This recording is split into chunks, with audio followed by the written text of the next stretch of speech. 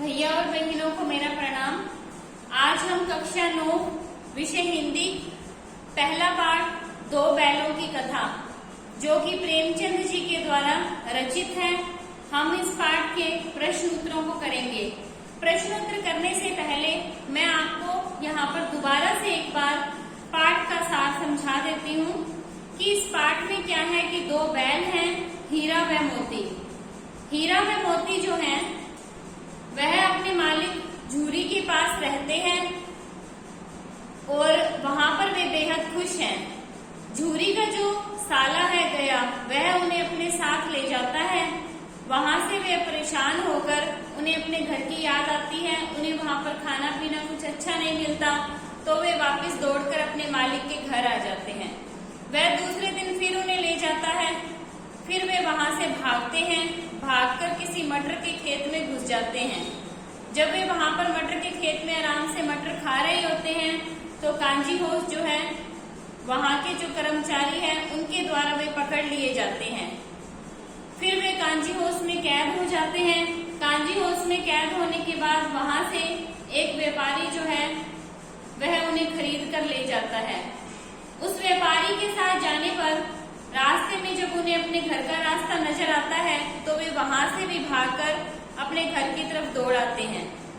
प्रेमचंद के द्वारा रचित ये जो कहानी है इसमें उन्होंने हमें यह समझाने का प्रयत्न किया है कि स्वतंत्रता जो है वह सहज भाव से नहीं मिलती। उसे पाने के लिए आदमी को प्रयास करना पड़ता है, वह प्रत्यक्ष रूप से भी करना पड़ता है और वह अप्रत्यक्ष रूप से भी करना पड़ता है, तब कहीं जाके स्वतंत्रता प्राप्त होती है। अगर हम इस कहानी पर नजर डालें या हम इसे गहराई से विचार करें तो हीरा और मोती जो दो बैल हैं वह एक क्रांतिकारियों के समान हैं। उनका अपने घर पर वापस आ जाना स्वतंत्रता की प्राप्ति है। उनका अपने घर से जाना, रास्ते में बहुत सी समस्याओं का सामना करना, यह क्या है? उनका संघर्षशील जीवन है या वे शोषण के शिकार हैं।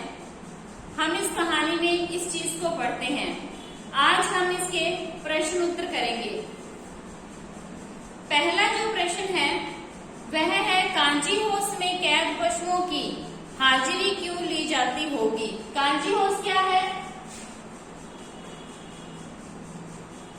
कांजी होश, कांजी होश एक ऐसी जगह है जहां पर पशुओं को कैद करके रखा जाता है, उन्हें गुलाम बना के कैद करके रखा जाता है। जैसे कि हीरा व मोती को खेत से पकड़ लिया गया था कांजी होश के कर्मचारियों के द्वारा और फिर उन्हें कैद करके वहां पे रख लिया गया। तो इसमें प्रश्न है कि कांजी होश में कैद पशुओं की हाजिरी क्यों ली जाती होगी? क्योंकि जो कांजी होश का मालिक है उसके पास बहुत सारे जो पशु हैं कांजी होश में बंद हैं, वह उनकी प्रतिदिन हाजिरी लेता था ताकि उनमें से कोई एक आधा पशु जो है कहीं पर गायब ना हो जाए। उसे हमेशा ये हिसाब रहे कि मेरे पास इतने पशु थे और इतने अब भी हैं, इसलिए वह प्रतिदिन उनकी हाजिरी लेता था जो कि उसकी सुविधा के लिए था। दूसरा प्रश्न है छोटी बच्ची को बैलों के प्रति प्रेम क्यों उमड़ आया? छोटी बच्ची जो है इस प्रश्न में वह बैलों को कहाँ मिली?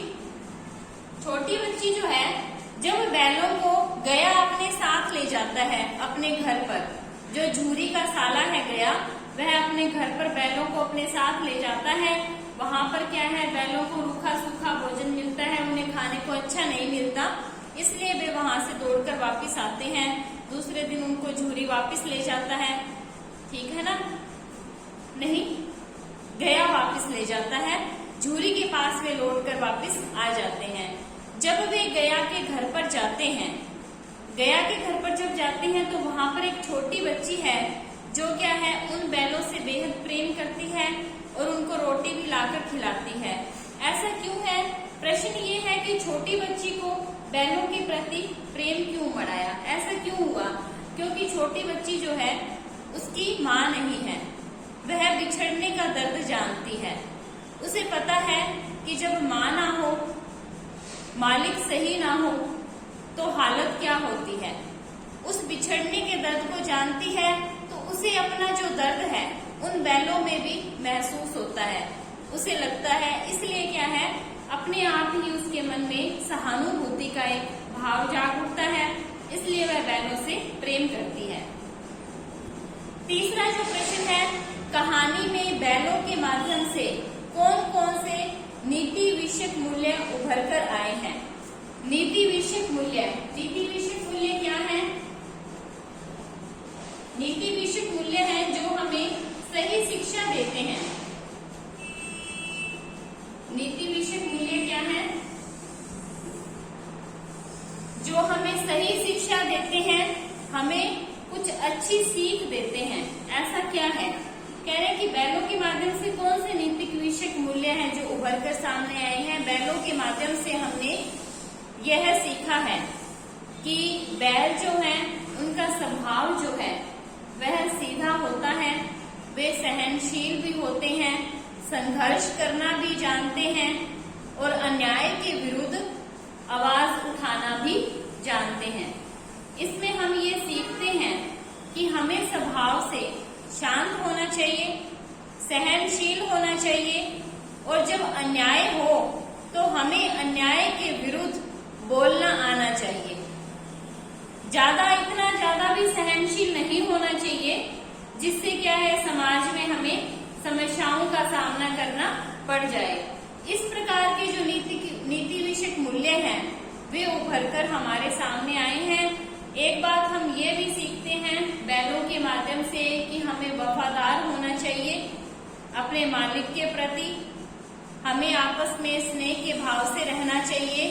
दोनों बैल जो है वे अच्छे मित्र हैं तो हमें अच्छी मित्रता निभानी चाहिए और हमें स्वार्थी नहीं होना चाहिए। हमारे रिश्तों में निस्वार्थ की भावना सदैव होनी चाहिए। चौथा प्रश्न जो है, प्रस्तुत कहानी में प्रेमचंद ने गधे की किन स्वभावगत विशेषताओं के आधार पर उसके प्रति रूढ़ अर्थ मूर्ख का प्रयोग न कर किस नए अर्थ की ओर संकेत किया है। जो चौथा प्रश्न है इसमें प्रेमचंद जी ने गधे की विशेषताओं का प्रयोग किया है।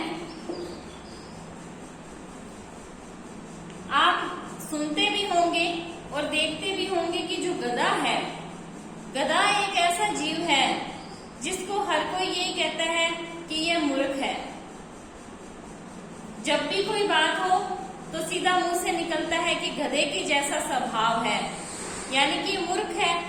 तो यहाँ पर क्या है, प्रेमचंद जी ने उसकी इस जो मूर्खता वाला जो भाव है इसे प्रकट नहीं किया है, क्योंकि गधे की एक और भी विशेषता होती है।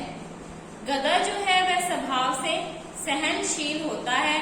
आप उस पे मर्जी जितना बोझ ढो दो वह धीरे धीरे चलता ही जाएगा।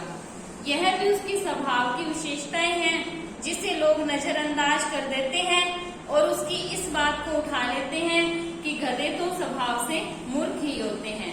यहाँ पर प्रेमचंद जी ये बताना चाहते हैं कि हर व्यक्ति में कुछ कमियां और कुछ खूबियां होती हैं। हमें कमियों को नजरअंदाज करते हुए उनकी खूबी को देखना चाहिए और उन्हें प्रोत्साहित भी करना चाहिए। तो यहाँ पर क्या है, उन्होंने मूर्ख का प्रयोग नहीं करके यहाँ पर एक पंक्ति में कहा है कि गधा जो होता है वह स्वभाव से बेहद सहनशील व संतोषी स्वभाव का होता है, जो कि सही भी है। इसमें पांचवा प्रश्न है, किन घटनाओं से पता चलता है कि हीरा और मोती में गहरी दोस्ती थी। देखिए पूरे पाठ में जब हम पढ़ते हैं, पूरा पाठ जब हम पढ़ते हैं तो पूरे पाठ में हम ये बार बार पढ़ेंगे कि हीरा व मोती जो है आपस में गहरे दोस्त हैं और दोनों की जो दोस्ती है वह निस्वार्थ भाव की है। जब भी एक को मुसीबत आती है तो दूसरा क्या है, उस मुसीबत को समाप्त करने का बेहद प्रयास करता है। जब किसी एक को कोई कष्ट होता है तो दूसरा झट से आ जाता है उस कष्ट को खत्म करने के लिए। जब कोई एक पकड़ा जाता है तो दूसरा भी उसके साथ बंधना ही पसंद करता है। जब किसी एक को कोई तकलीफ हो या फिर कोई मारना चाहे तो दूसरा बीच में आ जाता है। बहुत से प्रसंग इस कहानी में ऐसे हैं जिनसे हमें यह पता लगता है कि हीरा व मोती में गहरी दोस्ती थी। दोनों की जो मित्रता है वह निस्वार्थ भाव की है। वे निस्वार्थ भाव से एक दूसरे के साथ दोस्ती निभाते थे, एक दूसरे के सुख दुख को समझते थे और सदैव साथ रहते थे। यही उनकी विशेषता है कि वे हर परिस्थिति में, चाहे वह सुख हो चाहे वह दुख हो, हर परिस्थिति में वे सदैव साथ रहते थे। वे कभी भी एक दूसरे का साथ नहीं छोड़ते थे। यह उनकी सबसे अच्छी बात है। अब इसमें छठा प्रश्न है, लेकिन औरत जात पर सींग चलाना मना है, यह भूल जाते हो। हीरा के इस कथन के माध्यम से स्त्री के प्रति प्रेमचंद के दृष्टिकोण को स्पष्ट कीजिए। यह बेहद महत्वपूर्ण प्रश्न है। लेकिन औरत जात पर सींग चलाना मना है, यह पंक्ति इसमें कही गई है, हीरा ने मोती से कही है। हीरा के इस कथन के माध्यम से स्त्री के प्रति प्रेमचंद के इस दृष्टिकोण को स्पष्ट कीजिए। देखिए, जैसे कि मैंने आपको अभी बताया कि इस कहानी में प्रेमचंद ने बैलों के माध्यम से बहुत सी बातों को हमारे सामने लाने का प्रयास किया है। जिस समय की ये कहानी लिखी गई है उस समय में समाज में औरतों की जो स्थिति है वह सही नहीं थी, वह अच्छी नहीं थी, सही नहीं थी। उस समय को देखते हुए, जैसे मैंने आपको अभी बताया कि इसमें जो दो बैल हैं वह क्रांतिकारी के समान हैं और वे क्या है, स्वतंत्रता के लिए प्रयास कर रहे हैं। उनका वापस घर पे आ जाना, स्वतंत्रता को प्राप्त करना है। अप्रत्यक्ष रूप से कहानी जो है वह इस बात को कहती है। उसी तरीके से ये पंक्ति भी है कि लेकिन औरत जात पर सींग चलाना मना है। हीरा ने यह कथन कहा है। ऐसा क्यों कहा है कि उस समय में समाज में स्त्रियों की स्थिति सही नहीं थी। लोग स्त्रियों को प्रताड़ित करते थे, उनके साथ अच्छा व्यवहार नहीं करते थे, ठीक है, उन्हें कहीं ना कहीं कष्ट पहुंचाते थे। तो इस पंक्ति के माध्यम से प्रेमचंद ने अपने विचारों को व्यक्त करने का प्रयास किया है। उन्होंने कहा है कि जो औरत जात है उस पर सींग चलाना मना है, अर्थात औरत को कुछ भी गलत कहना, उस पे अन्याय करना, उसे दुख देना, उसे कष्ट में रखना, अभाव में रखना, ये सब बातें गलत है। ऐसा नहीं करना चाहिए, यह भूल जाते हो। इसमें आगे है, लेकिन औरत जात पर सींग चलाना मना है, यह भूल जाते हो, अर्थात यानी कि आपको यह बात कभी नहीं भूलनी चाहिए। औरत का जो सम्मान है वह बेहद आवश्यक है। इस पंक्ति के माध्यम से हम इस बात को समझते हैं। आज के लिए आपका जो कार्य है वह इन 6 प्रश्नों को करना है। आप इसे अपनी उत्तर पुस्तिका में करेंगे। इससे पहले वाली क्लास में मैंने आपको पाठ का सार समझाया था और मैंने आपको बोला था कि आपने प्रेमचंद जो हैं उनके जीवन परिचय को सबसे पहले करना है। आपने उत्तर पुस्तिका में उसे कर लिया होगा। उसके बाद आप इन 6 प्रश्नों को करेंगे। अगली क्लास में हम इससे आगे प्रश्नों को समझेंगे। धन्यवाद।